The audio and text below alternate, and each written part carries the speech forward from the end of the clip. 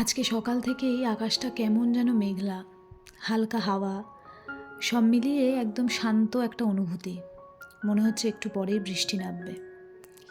এই রকম দিনে দেখবেন মনটা যেমন একটু অলস হয়ে যায়, কিন্তু অলস হলে তো হবে না, আমাদের হাউসওয়াইফদের যে কাজ থেমে থাকে না। তবে আমার এই মেঘলা দিনে কাজ করার এনার্জিটা অন্য দিনের থেকে একটু বেশি থাকে। আমার ভালো লাগে বেশ এইরকম মনোরম পরিবেশে ঘরের কাজকর্মগুলো করতে, আর অনেক বেশি বেশি কাজকর্ম যেন আমি করে নিতে পারি। চলুন এই মেঘলা সকালে আজকে কিভাবে পার্ট বাই পার্ট ঘরের কাজকর্ম করব, সব কিছুই প্ল্যানিং করা আছে, সেগুলি আপনাদের সঙ্গে শেয়ার করব। নমস্কার সবাইকে, আমি মহুয়া। আবারও একটা নতুন ভিডিওতে আপনাদের সকলকে স্বাগত।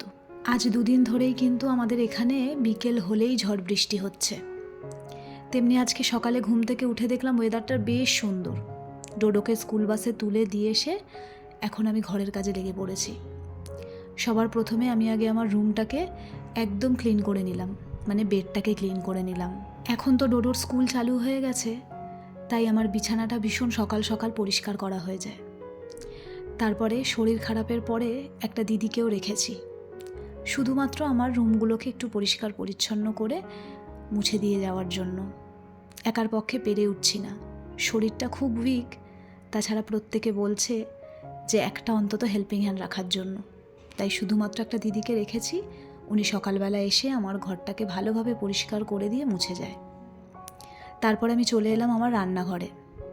সকালবেলা ডোডো স্কুলে টিফিন নিয়ে চলে যাওয়ার পরে রান্নাঘরটা একদম মেসি হয়ে থাকে, তাই রান্নাঘরটাকে পরিষ্কার পরিচ্ছন্ন না করে আমি একদম আর পরের কাজ শুরু করতেই পারি না।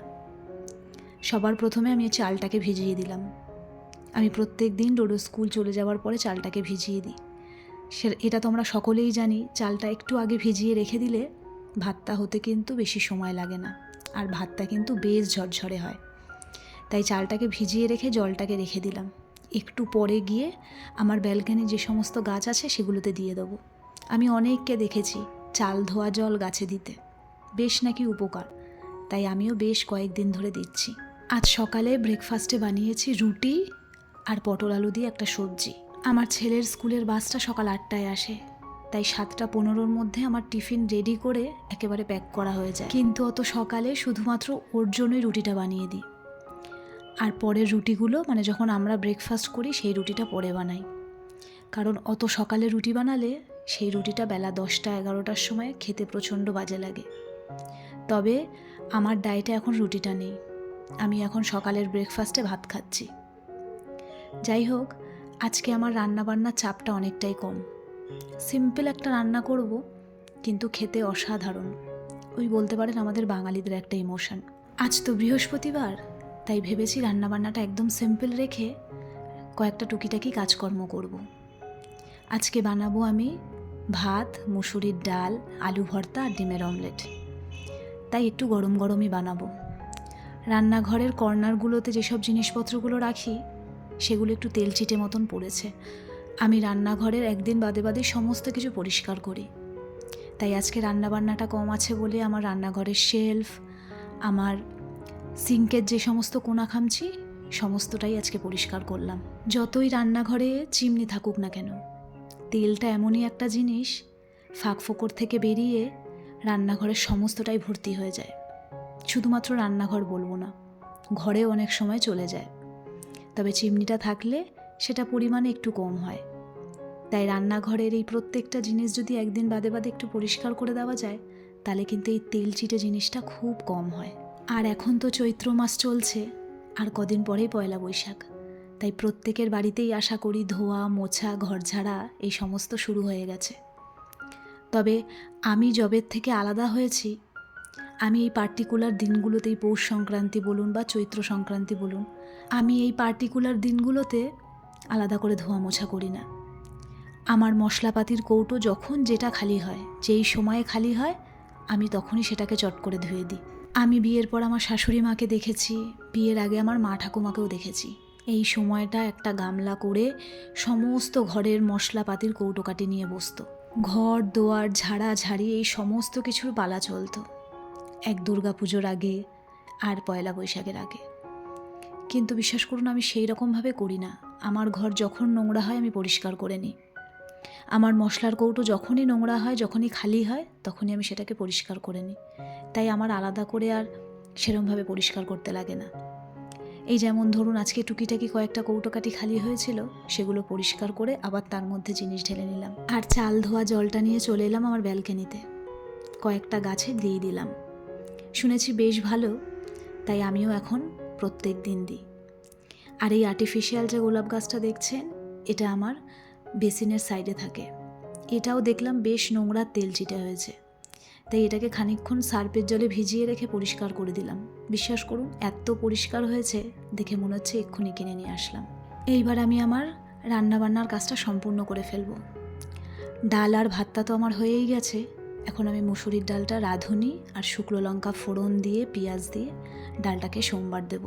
রাঁধুনি ফোড়ন দিয়ে মুসুরির ডাল খেতে দারুণ লাগে, কিন্তু বিশ্বাস করুন এখন আমি আর মুসুরির ডাল খেতে পারি না। মুসুরির ডালটা খেলে আমার আগাগোড়াই একটু অম্বল হয়ে যেত, আর এখন তো একদমই পারি না। এখন আমি প্রচণ্ড রেস্ট্রিকশানে রয়েছি।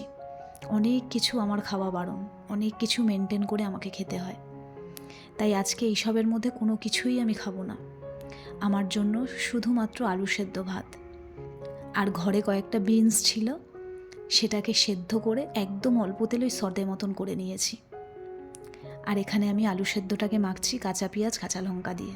তবে এখানেই নয়, কড়াইয়ে হালকা সর্ষের তেল দিয়ে আমি এখন এই আলু ভর্তাটাকে ভালো করে ফ্রাই করব। আমাদের ঘরে এই আলু ভর্তাটা খেতে আমার ছেলে, আমার হাজব্যান্ড ভীষণ ভালোবাসে। খুব একটা রিচ হয় না, কিন্তু টেস্টটা অসাধারণ হয়। ডিমের অমলেটের জন্য সমস্ত কিছু গুছিয়ে রেখে দিলাম। যখন সবাই খেতে বসবে তখন একদম গরম গরম অমলেট সার্ভ করব। এখন বানিয়ে রাখলে একদম ঠান্ডা হয়ে যাবে। আজকে আবার বেশ কয়েকটা গাছ আনা হয়েছে। তার সঙ্গে আমার বাড়িতে যে জেট প্ল্যান্টটা ছিল, সেটা অনেকটা ঝাঁকড়া হয়ে গেছিলো। তাই আমার হাজব্যান্ড ওখান থেকে ছোট ছোট করে কেটে নিয়ে অনেক গাছ করেছে। এই যে দেখুন, আবার জেট প্ল্যান্টের থেকে ওখান থেকে ডাল ভেঙে ভেঙে নিয়ে এই যে 3টে পটে পটিং করলো। আর আমার এই যে ব্যালকনির গাছগুলো, বিশ্বাস করুন এই গাছগুলো লাগিয়ে আমি খুব গেনার হয়েছি। ঝড় জল বৃষ্টি কোনো কিছুতেই অসুবিধা হয় না, সব সময় সতেজ। আর আমার এই পিটুনিয়াগুলো তো সময়ে খুব দুঃখ দিয়েছে, কিন্তু এই অসময়ে দেখুন ভোরে ফুল হয়, দেখতে ভীষণ ভালো লাগে। আমার রান্নাবান্নার কাজ শেষ বলে একটু অজয়ের সাথে সাথে কাজ করে দিচ্ছি। আমার এই জানলাগুলোতে এই সময় খুব রোদ আসে, তাই ইনডোর প্ল্যান্টগুলোকেও তো মাঝে মধ্যে একটু রোদ দিতে হয়। তাই মাঝে মধ্যে এই জানলাগুলোকে খুলে দিয়ে ইনডোর প্ল্যান্টগুলোকে এখানে রাখা হয়। ওই খানিকক্ষণের জন্য রোদ দিয়ে তারপরে আবার সরিয়ে নেওয়া হয়। আজকে কিন্তু আপনাদের সঙ্গে একদম অন্য রকমের গল্প করলাম। আমার সারাদিনের অ্যাক্টিভিটি, সারাদিনের সমস্ত কাজকর্ম আপনাদেরকে দেখালাম। আর এর ফাঁকে কিন্তু আমরা আমাদের লাঞ্চটাও করে নিয়েছি। আর আজকের এই বৃষ্টির দিনে কাজ করার সাথে সাথে আপনাদের সঙ্গে গল্প করতেও কিন্তু আমার বেশ ভালো লাগলো। আপনাদের ওই ভিডিওটা কেমন লাগলো অবশ্যই আমাকে জানাবেন। আপনারা সকলে ভালো থাকবেন, আপনাদের আগামী দিনগুলো যেন খুব সুন্দর কাটে। আপনাদের সঙ্গে আমার আবার পরের ভিডিওতে দেখা হবে। সকলে ভালো থাকবেন এবং সুস্থ থাকবেন।